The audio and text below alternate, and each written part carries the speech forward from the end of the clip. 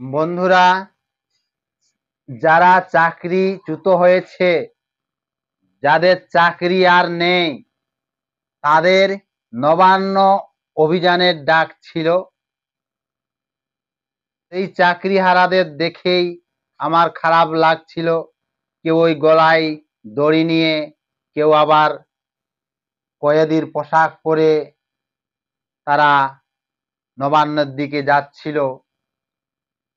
তো যেতে যেতেই পুলিশ মাঝ রাস্তাতে ব্যারিকেড দিয়ে আটকে দেয়। পুলিশের সাথে ধস্তাধস্তি শুরু হয়। পুলিশ নবান্নের দিকে আন্দোলনকে যেতে দেয়নি। যেটা চাকরিহারাদের উদ্দেশ্য ছিল, নবান্ন আমরা যাব, মুখ্যমন্ত্রীর সাথে বৈঠক করব, আমাদের 7 দফা দাবি, তা কিন্তু হলো না। আন্দোলনের মধ্যে 20 জনকে তুলে নিয়ে বলল যে নবান্ন নিয়ে যাচ্ছি, নবান্নই মিটিং হবে। সেখানে না নিয়ে গিয়ে শিবপুরে নিয়ে গেল। সেখানে মুখ্যমন্ত্রী তো নাই, মুখ্য সচিবের সঙ্গে 10 মিনিটের মতো মিটিং হয়, তারপরে মুখ্য সচিব বেরিয়ে আসে। তাহলে লাভটা কি হলো? উদ্দেশ্যটা ছিল নবান্নয় যাব, কিন্তু নবান্নয় না গিয়ে শিবপুরে কেন যাব? আন্দোলন একেবারে ব্যর্থ হয়ে গেল। যেমন 27শে আগস্ট গত বছর নবান্ন অভিযান ছিল, কয়েকজন আরজিকরের আন্দোলনে ঢুকে ব্যর্থ করে দিল। আজ কি হলো? আন্দোলন আরজিকরের 1 বছর হয়ে গেল, কিন্তু আরজিকরের বিচার হলো না। কয়েকজন আন্দোলনের মধ্যে ঢুকে যায় এবং আন্দোলনকে চাপা দিতে থাকে, আন্দোলন যাতে তীব্র না হয়। তারপরে তারা ফয়দা লুটে। অভয়ার সেই বাবা তখন বিজেপিকে লেয়নি সাপোর্টে, পরে সাপোর্টে নিয়েছে। এবার শুভেন্দুবাবু ডাক দিয়েছে 9 আগস্ট নবান্ন অভিযান, রাজনীতির পতাকা ছেড়ে দিয়ে। অভয়ার সেই আরজি করে আন্দোলনের মতো এই চাকরিহারাদের আন্দোলনকে কয়েকজন আন্দোলনে ঢুকে একেবারে ব্যর্থ হয়ে গেল। চাকরিহারাদের উদ্দেশ্য কি ছিল? যে আমরা নবান্নয় যাব, মুখ্যমন্ত্রীর সাথে আলোচনায় করব, যতক্ষণ না আলোচনায় বসে ততক্ষণ না আমরা রাস্তা থেকে সরব না। আপনারা তো বলছেন গুলি খাবো, গুলি খাতে রেডি আছে। তো মুখ্যমন্ত্রীর সাথে যতক্ষণ না দেখা হয়, সাক্ষাৎ হয়, ততক্ষণ আমরা কিন্তু আন্দোলন থেকে সরব না। তা না করে কিন্তু শিবপুরে চলে গেলেন। শিবপুরে কি কথা হলো? কি মিটিং হলো? কোনোই হলো না। তাহলে এই রকম করলে কিন্তু আন্দোলন হবে না। একটাই উদ্দেশ্য নিতে হবে এবং আন্দোলনকে কঠোর থেকে কঠোরতম নিয়ে যেতে হবে। শুভেন্দুবাবু সেটাই বলছেন যে এই আন্দোলনের মধ্যে কয়েকজন ঢুকে আন্দোলনটাকে নষ্ট করছে।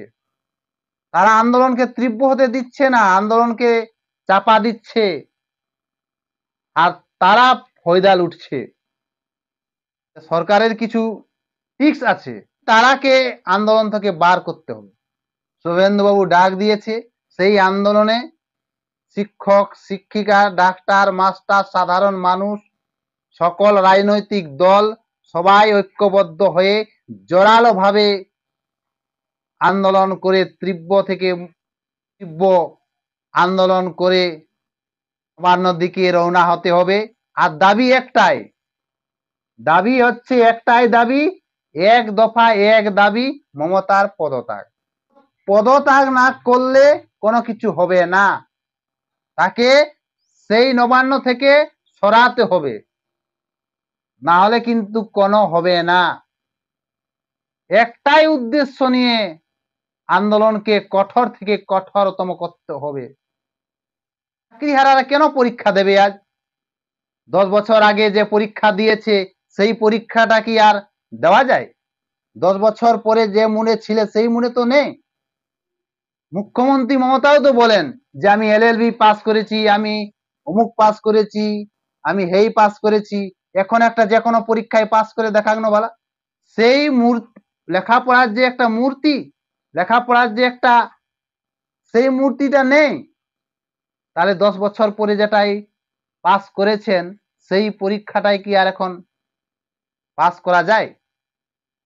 অযোগ্যদের জন্য ডিভিশন বেঞ্চে লড়াই করে যাচ্ছেন, আর যারা যোগ্য তাদের জন্য কোনো চিন্তা ভাবনা করছেন নাই। কোর্টে তো অর্ডার দিয়েছিল যে যোগ্য অযোগ্য বাছাই করা হোক, ওয়ার্কশিট প্রকাশ করা হোক, তাহলে তো যোগ্য অযোগ্য বাছাই হবে। যোগ্য অযোগ্য বাছাই হলে তো ক্লিয়ার হয়ে যাবে। কিন্তু সরকার অযোগ্যদের পাশে আছে, কারণ তারা টাকা দিয়েছে। আর যারা যোগ্য পাস করে চাকরিতে এসেছে তাদের জন্য কিন্তু রাজ্য সরকার কথাবার্তা কোনো চিন্তা ভাবনা করেনি। এই আন্দোলনকে কঠোর থেকে কঠোরতম করতে গেলে ঐক্যবদ্ধ হতে হবে। দাবি এক, দফা এক, মমতার পদত্যাগ। পদত্যাগ না করলে কিন্তু কোনো কিছু হবে না। আর শুভেন্দু বাবুও সেটাই বলেছেন। 9 আগস্ট নবান্ন অভিযান, অভয়ার মা বাবা থাকবেন। সেই আন্দোলনের সময় সকল রাজনৈতিক দল, শিক্ষক শিক্ষিকা, ডাক্তার মাস্টার, সাধারণ মানুষ সবাই আন্দোলনে যোগ দেন। এবং দাবি একটাই, দাবি এক, দফা এক, মমতার পদত্যাগ। পদত্যাগ না করলে কিন্তু কোনো কিছু হবে না। রাজ্যটাকে একেবারে জহন্নামায় নিয়ে যাচ্ছে এই সরকার।